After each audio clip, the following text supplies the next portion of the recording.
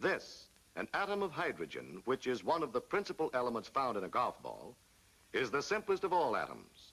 It consists of a negatively charged light particle called an electron, which revolves in an orbit about a nucleus.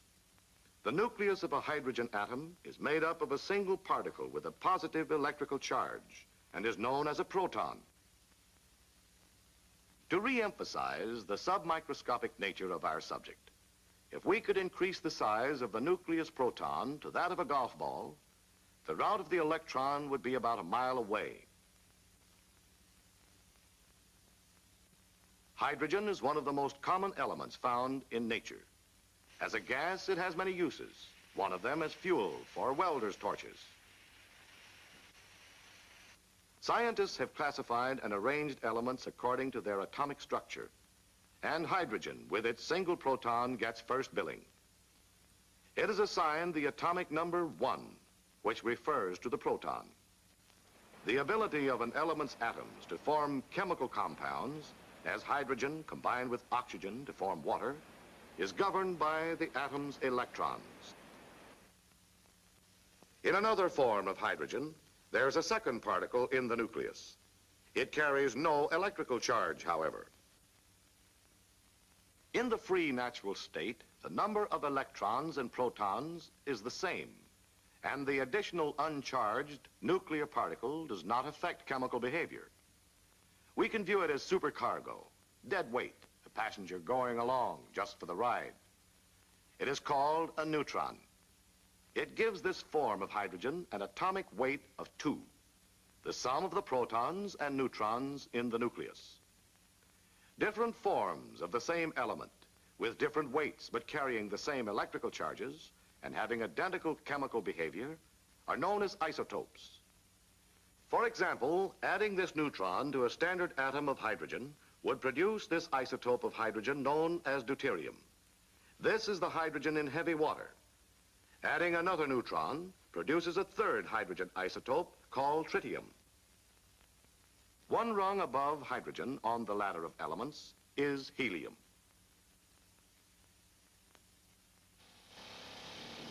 One of the uses for helium you're probably familiar with is in lighter-than-air craft. A helium atom has 2 electrons and a nucleus composed of 2 protons plus 2 neutrons. So helium has the atomic number 2, same as the protons which it possesses, and an atomic weight of 4, its protons plus neutrons.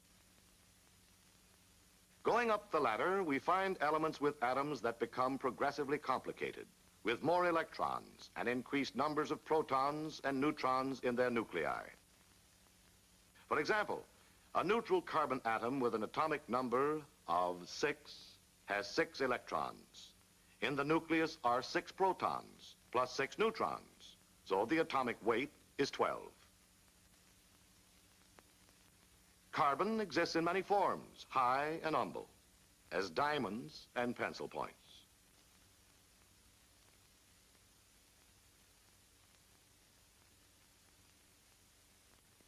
At the top of nature's ladder is the most complex atom, uranium, with an atomic number of 92.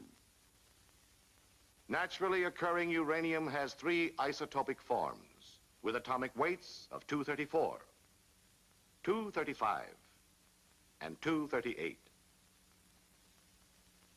Uranium and its neighboring elements are maladjusted. Their atoms have an unstable number of protons and neutrons. So, observing nature's law against lack of balance and symmetry, they try to become stable by getting rid of their excess nuclear freight. The manifestation of this inner struggle is known as radioactivity. The adjustment may release energy in 3 ways. Beta particles bearing a negative charge are expelled from the nucleus. They are essentially high-speed electrons. Alpha particles may also be shot out. They consist of 2 protons plus 2 neutrons and are positively charged. They are the same as the nucleus of the helium atom.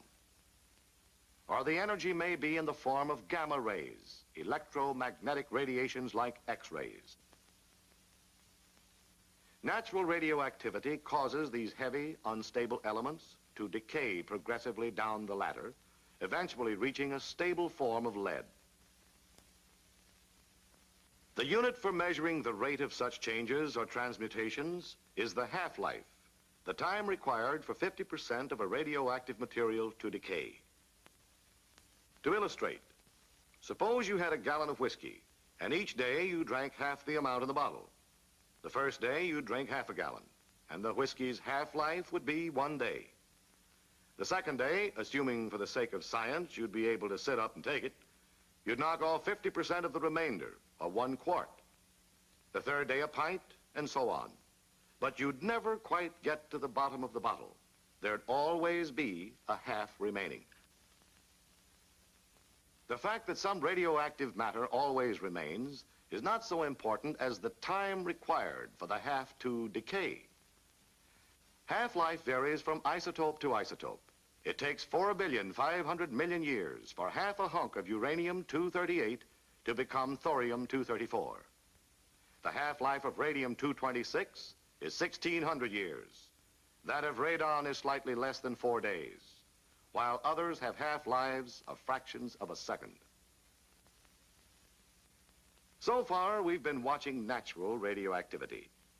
Man has stepped into the act, however, and in some cases outdone nature.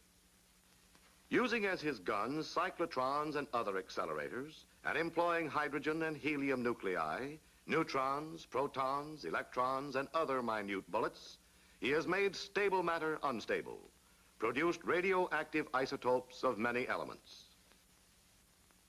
He transmutes lithium into helium with a hydrogen nucleus as the projectile. By striking the nucleus of a chromium atom with a helium nucleus, he changes it into radioactive manganese with the emission of a proton. Manganese in turn decays to iron with the emission of a beta particle and gamma ray. And scientists have gone up the ladder above uranium, creating new elements by hitting the nucleus with a neutron.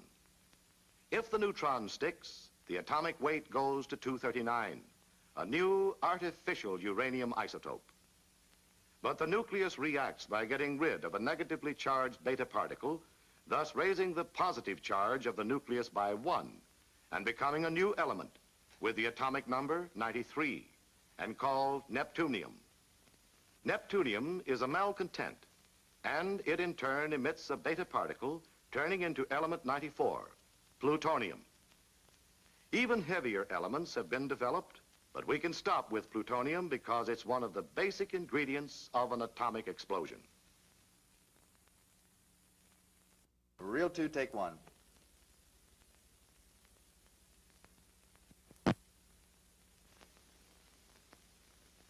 In trying to bring about such an explosion, scientists had 2 recipes, 2 blueprints to follow.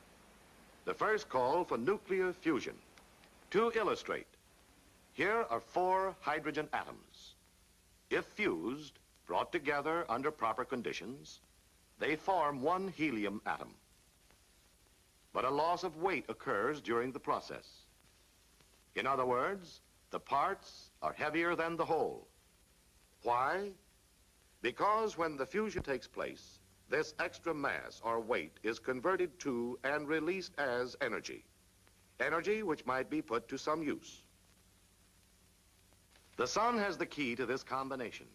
It is continually converting hydrogen into helium and sending the resulting energy earthward. That's the principle which might make a hydrogen bomb work. But to the scientists who wanted a quick solution, releasing a piece of the sun on Earth for a moment of devastation seemed a bit impractical. So they went to the upper end of the ladder and set about getting atomic power through the reverse of fusion by breaking heavy elements into lighter ones by a process called fission. Like this. When hit by a neutron traveling at a certain speed, the nucleus of a uranium-235 atom breaks up into 2 much lighter elements, with a tremendous release of energy from that which held the tightly packed nucleus together, like this.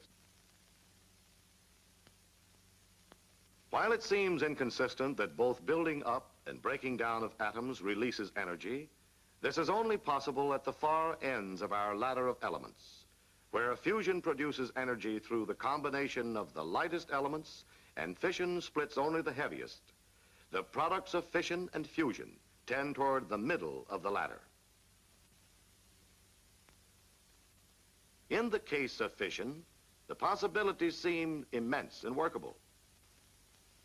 The scientists knew that the fission of 1 pound of uranium would produce as much energy as the combustion of 1,400 tons of coal, or 250,000 gallons of gasoline. The question was how to do it. How to produce the breaking up of the millions of atoms in a comparatively massive hunk of uranium and do it instantaneously, so that instead of a gradual release of smooth power as demonstrated by a moving locomotive, the energy would be built up, then let loose in a violent explosion. A path was indicated by the fact that fission of a uranium-235 nucleus by 1 neutron creates, in addition to the fission products and energy, 2 or 3 new neutrons. Perhaps these neutrons could be put to work in developing a chain reaction. This is an example of a chain reaction sustaining itself. This is one that builds up to a big finish. If several neutrons could be produced in a single fission of a uranium atom, and these neutrons in turn could be used for further fissions, then a chain reaction would be developed, which would reach a colossal climax. The energy liberated by each fission step would be let loose in a mighty explosion. They knew that uranium-235 was good fissionable material. They also knew it was scarce. 1 part in 140 of natural uranium is 235. An insignificant amount is 234, and the rest is 238, which wasn't a suitable ingredient. It was hard to extract the good from the bad because, being isotopes, both had the same atomic number of 92, therefore the same chemical behavior. The very slight difference in atomic weights, however, made possible several ways of achieving the separation by physical means. If natural uranium gas is passed along one side of a porous barrier with a greater vacuum on the other, the lighter 235 atoms will go through the barrier a bit faster than the 238.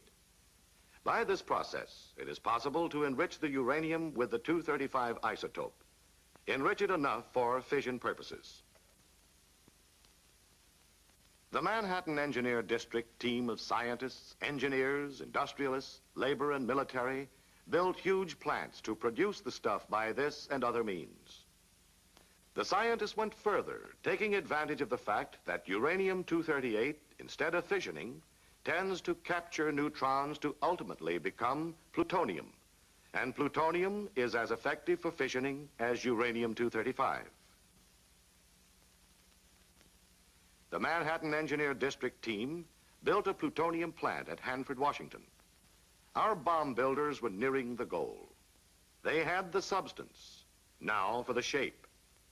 This isn't it, and the reasons become obvious when we hit the block with a neutron and follow the careers of the 3 neutrons we assume are formed by the initial atom split. This neutron enters a nucleus without causing fission. It's captured. It's a dud. These 2 escape. This is then a hunk of fissionable material in which the neutrons accomplish nothing, and in which a chain reaction can't even get started. It's called a subcritical mass. The problem of the scientists became clear: to make fullest use of all neutrons produced in a single fission. A big step toward their goal was to prevent the escape of the neutrons. Here, 1 of 3 neutrons makes good, fissioning another atom and starting a chain. Our material is now called a critical mass. This would be fine for an atomic power plant, but it isn't enough for an explosion. To get that, we must keep the birth rate of the neutrons well above the death rate. 1 neutron must produce 2, 2 must produce 4, and so on. Then we'll be in business. One way to cut down neutron loss and increase the number of fissions is to give them more working room. Yet, Since we are dealing with bomb material, we must economize on size. So the best shape is a sphere, which has minimum surface area through which neutrons can escape, with maximum volume in which they can work.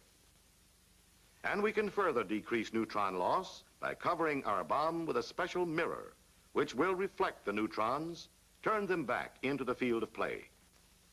When we get a successful chain reaction growing, we have what is called a supercritical mass. And our situation is also supercritical, because we aren't ready for an explosion. We must keep our supercritical mass divided into subcritical parts until the proper time. When the explosion is desired, the parts are brought together quickly and kept together long enough for a great number of fissions to occur. The time for our bomb to explode is less than a millionth of a second. In building our bomb, we've been playing a game, toying in a broad general way with theories already worked out in detail and executed by those who during World War II developed and produced the most destructive weapons of all time. Theirs was a dramatic role and a precarious position. They couldn't experiment realistically along the way. They couldn't conduct small, safe, pint-sized tests. There's no such thing as a small, safe, atomic explosion. Below critical size, the bomb is a bust. Above, it's a burst. Compromise wasn't possible. To those who early on the morning of July 16th, 1945, awaited the setting off of their first atomic bomb, it had to be all or nothing. But which?